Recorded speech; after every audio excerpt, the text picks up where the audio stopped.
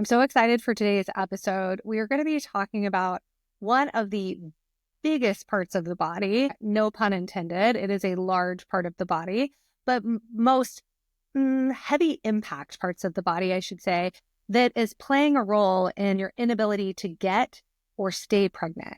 And that's the gut. Regardless of if you have gut symptoms or issues going on, which I know a lot of you do, your gut is playing a role in your inability to get and stay pregnant. This is especially true if you have PCOS, if you have endometriosis, if you have a history of hormonal birth control use, you lead a stressful lifestyle, have a history of trauma. What did I miss? Did I say vegan, vegetarian diet? That's another one, hormonal birth control use. Yep, I think I covered most of the big ones, but the vast majority of American adults have some level of gut dysfunction going on. A lot of times this gets dismissed as IBS or food sensitivities, and people just live with it as normal. But when you're trying to get and stay pregnant, if you've got things going on in your gut, you've got inflammation, you've got imbalances, you've got deficiencies going on in your gut, that's going to make it incredibly, incredibly challenging for you to get to a healthy pregnancy. I found a lot of answers through functional medicine for myself in my gut that explained so much with my fertility journey, with the symptoms I had dealt with. I did have a lot of gut issues before I went to functional medicine and did these tests before I ever became a certified practitioner. And I went through incredibly invasive GI workups with GI doctors, and they kept saying, everything looks fine, everything's normal. And then I ran the GI map that we run in our practice that is a highly sensitive PCR test. And there were so many answers there that explained literally years of symptoms that doctors could never explain, whether it was a dermatologist or the GI doc or the primary care doc or the fertility doc. No answers. And never once on my fertility journey did my OBGYN or my fertility doctor say, hey, you're complaining about some gut issues. You say you have regular constipation, you've got bloating going on, you're sensitive to a lot of foods. That's connected to your ability to get and stay pregnant. Because here's the deal, they're not trained in that. And that is one of the big disconnects between Western medicine and our approach here in functional fertility. We are looking at the body as a whole, and the gut is a big, big part of that. And they are looking at the body as these chopped up components, right? So when you're trying to get and stay pregnant, they're looking at your reproductive system. They're looking at your reproductive tract. How is it working? Let's do a few tests around it. Barely scratching the surface of all of the interconnected systems that play a role in your ability to get and stay pregnant. We look at the body as one, gosh, I can't even think of like the perfect word for it. One beautiful system of component parts that all works together. Think of a car, okay? You can't piece apart the different parts of your car and troubleshoot them while ignoring the rest of the car, okay? Like, I've got a noise going on in my car and I go in and they only look at my tires. And they're like, everything looks fine in the tires. Well, that's not where the noise is coming from. It's the same on your fertility journey. And unfortunately, traditional fertility care is pretty much ignoring all these other big parts of the body. So let's talk about the gut and why it is so incredibly important. Your gut is where you digest, absorb, detoxify, and eliminate your foods you eat, the things you drink, medicines you take, supplements you take, any toxins you're exposed to in the environment, drugs, any of that has to go through your digestive system. And it is a fine balance and dance where you need to be able to properly absorb the nutrients and minerals and good things that you're putting into your body so that you can have optimal cellular health and energy to create another baby. Also, by the way, to feel good every day. But if you're going to create more life in your body, you have got to be absorbing an optimal level of nutrients, minerals, antioxidants, and amino acids that you're eating or taking in supplements. Like, no questions there. You have to be able to do that. And if your gut is not in the right shape and you're not absorbing properly, it's not going to happen. So we see a lot of clients who are eating a beautiful diet. They are eating beautifully. Like, they give us a food log before they do their intake, and we look at it and we're like, wow, you are so educated on nutrition. You're eating really well. But then we see that they've got micronutrient deficiencies and they're not able to get get pregnant, or they're getting pregnant and they're having recurrent losses. And they say like, well, I've got some bloating and, constipation occasionally, or like these foods bother me. And then we get their GI map back and the answers are there. Like there are absorption issues going on the GI map. Okay. If you have trouble with bacterial balance, which is commonly talked about as the microbiome, you have good bacteria in the gut and bad bacteria in the gut, and that has to be in balance. If it's not, it's going to be really hard for you to absorb your nutrients and minerals, and it's going to be hard for you to eliminate the toxins and things from your body that need to be eliminated. Even hormones, which we want a good amount of balanced hormones in our body, like estrogen. If you've got an imbalanced gut, your body's not going to eliminate and detoxify the estrogen that it's already cycled through appropriately, and that's going to cause systemic problems, including challenges getting and staying pregnant. So I want to talk to you about one of our clients because I feel like that's the easiest way to talk through how we look at the gut test. We, again, run the GI map in our practice with all of our clients who are in our one-on-one program. And I've got her case pulled up in the background because I like details, and I think you guys do too. Every time we talk about cases over on social media, everyone has a million questions and loves to hear the stories. So Hannah came to us last year struggling to get pregnant. She and her husband had been trying for a while. She had had surgery for endometriosis. That was the only thing she knew might be an issue. Now, we know in our practice that women with endometriosis have a lot of inflammation in the body. And a lot of women, every woman we've seen with endometriosis, has a lot going on in the gut too. So she didn't have a whole lot else going on medical diagnosis-wise. She had taken birth control. Remember I said birth control is one of the risk factors for a lot of gut imbalances, and the majority of our clients took it for some period, a lot of them an extended period of time. Hannah took birth control for about 10 years. She says she didn't have painful periods prior to being on birth control, but she thinks she had some weight gain from being on it. And she stopped taking it, obviously, before they started trying to get pregnant. And they started trying and doing all kinds of things at home on their own and weren't having success before they came to work with us. She had a lot of hormonal symptoms, which are actually one of the big clues that there are some underlying things going on in the gut too. A lot of times people are like, I have these hormonal issues. I don't have anything going on in my gut. And it's like, actually, those problems are starting in your gut. So here's what Hannah had going on. She had painful periods. And she says in the past, she'd have to miss work due to throwing up and frequent bowel movements. Miserable, right?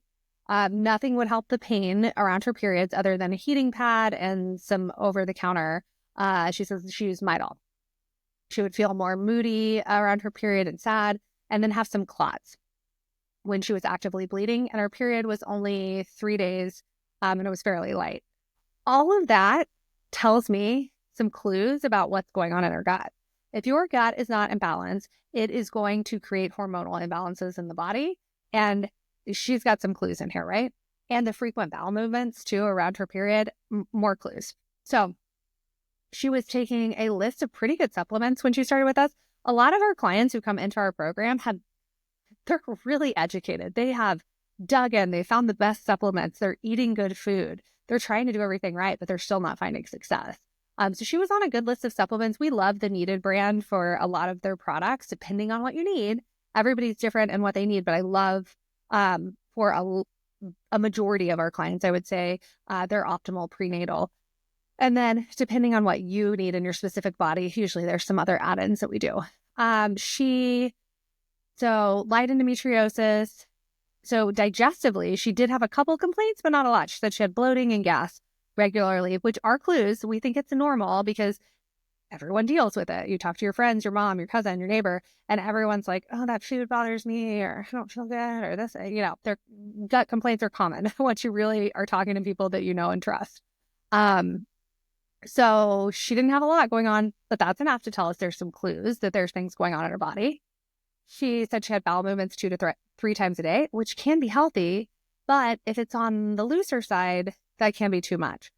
Most people think that it's normal to have a bowel movement maybe once a day, every other day. Some people are like, oh, I'm good. I have one every 2 or 3 days. If you're not having a bowel movement every single day, and it's not, look, there's no TMI around here, so we get nitty gritty with this because it's important for us to understand what's going on in your gut. It needs to be the proper consistency, log consistency. It needs to not be dry or pebbly or loose. And you need to have a bowel movement at least once a day. Bonus points if you're having 2 a day. Okay, so she had a couple of allergies going on. Sometimes the allergies are coming from imbalances in the gut too. And so that's her intake. All right. She's eating really well. She knew to eat 100 grams of protein a day. She drinks a lot of water. She doesn't drink alcohol. Occasionally we'll have an Olipop. She's eating a lot of produce. Trying to see here if I'm missing anything. Occasionally has some diarrhea too. Okay. So that's her intake, just so you know a little bit about what was going on with her. And she had been through the ringer on trying to figure out what was going on and why she couldn't have a baby. And so we get her GI map back. And I am going to go through what we found on here because it's fascinating. She had some good bacterial overgrowth, which is as problematic as not enough good bacteria. It's like yin and yang. You don't want too much of a good thing, too little of a bad thing. You need to be in balance here. So she had a little bit of good bacteria overgrowth, which is going to cause problems with what's called dysbiosis, where you've got an out of balance bacterial balance in the gut, which is going to make digestion, absorption, and detoxification incredibly hard. And you'll hear me, if you listen to the podcast a lot, you'll hear me talk a lot about cellular health and energy.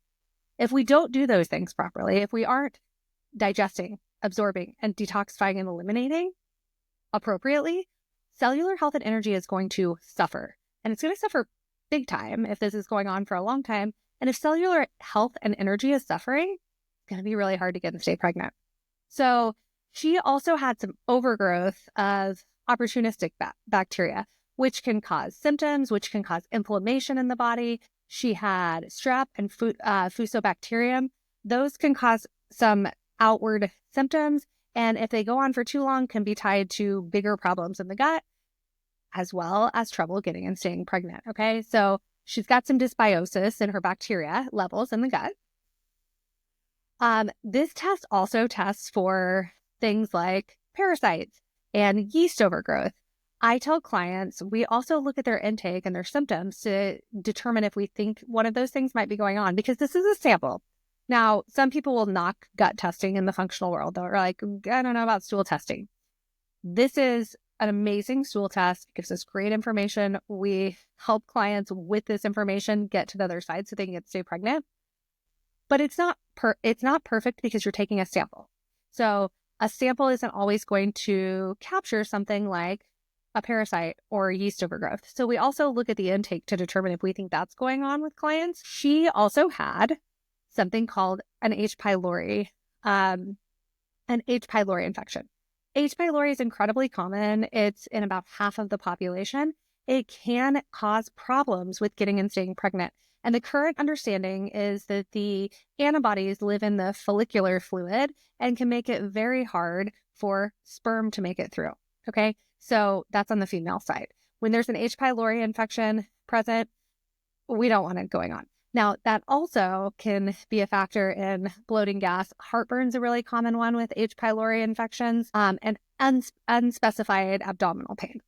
So those are going to be problematic for getting and staying pregnant. And there's some, day-to-day symptoms that you may experience that you may not relate back to that. The bacterial imbalance that we talked about earlier can be related to the hormonal symptoms she had going on. So there's this incredible section at the end of the GI map that I absolutely love, and it gives us intestinal health markers. So the intestinal health markers section gives us such great information about how you are digesting your food. If you have problems with liver congestion and you're recirculating estrogen, people popularly talk about estrogen dominance. There's a marker for that there. It tells us if you've got an under or overactive immune system, if you're reactive to the gluten protein that is in basically all processed foods, breads, pastas, cereals, all the things, tells us if you've got inflammation going on in the gut. Okay. On Hannah's particular case, she had some inflammation going on. Which we look at through 2 markers. One's called calprotectin that is widely used in Western medicine too, and it's been widely studied. And then another one called EAP. she had some inflammation going on in both, or showing up in both of those markers. Her immune system was tanked out. There's a marker called SIG-A on the GI map that tells us what's going on with the immune system. And frequently in women we work with a lot of women who are driven, successful, ambitious, educated, incredibly bright women who are running themselves into the ground. And when we see the SIG-A marker low, it's telling me you're in a state of chronic burnout. Now, it's a marker for the immune system in the gut. And we know from current research that 70 to 80% of the immune system lives in the gut. This gets tanked out when you are in a state of chronic stress and burnout. It's also tied up to some of the things that she has going on in her gut up above the intestinal health markers. But this is telling me, hey, it's time to talk about where we're at with stress management too. She also had, there's a marker called pancreatic elastase, which is an enzyme. Elastase is an enzyme that the pancreas makes, and it helps you digest your food. Some practitioners would look at hers, which is incredibly high, and say, oh my gosh, that's so good. You have so much pancreatic elastase. In reality, when I see it this high, and hers was really high, it was above the lab reference range, and they report that in the green for us, it tells me that her body is not using that digestive enzyme to actually digest her food, because a lot of it's coming out in her poop. You've got an issue going on when you're not using it to digest your food. So another test that we run, and I'm not going to get into all of them because there's so many details here, right? But another test that we run is a micronutrient panel. So when I look at Hannah's profile, I know that she's got work in her gut on the things that we just talked about to do to be able to digest and absorb her nutrients and minerals appropriately. This is not by any stretch the worst GI map I've seen. She had some things to eliminate, that bacterial overgrowth, the H. pylori infection, goodbye. We want to make sure that we're getting the inflammation down and that she's using her digestive enzymes to digest her food. Okay. So those are the key things that she needed to work on from this test. Of course, with our clients, we run a full panel of functional labs, but I will tell you that Hannah worked through this protocol for a number of months and very quickly went from, I don't know what's going on, I don't know if I'm ever going to get pregnant, I've tried all of the things, to, I actually can't believe this, but I'm pregnant. So she got pregnant in the middle of our program. We've swapped her care. She's still active with us. We swapped her care to early pregnancy care as she's finishing out her time with us. But a big part of the answers for Hannah was figuring out what was going on in her gut. So next week, we're going to talk about another client case and another angle on what's going on in the gut and why it impacts fertility, or how it impacts fertility, I should say. If you have any questions about this topic, symptoms you want to talk about related to the gut, hormonal symptoms, gut symptoms, whatever it is about this topic before we record for next week, go ahead and shoot me a message over on Instagram. It's at Fertility Functionally with your question. We will answer it live on the podcast next week, because this is a topic that I could spend like 6 podcast episodes on. But I wanted to walk you through a couple of client cases over a couple of weeks and show you the importance of it.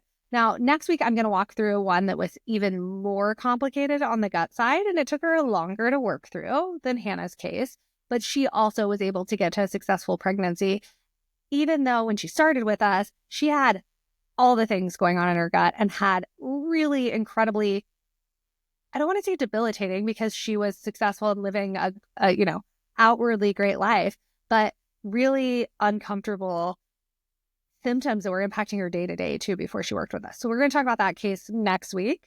Again, send me your questions, and I hope you have a great day.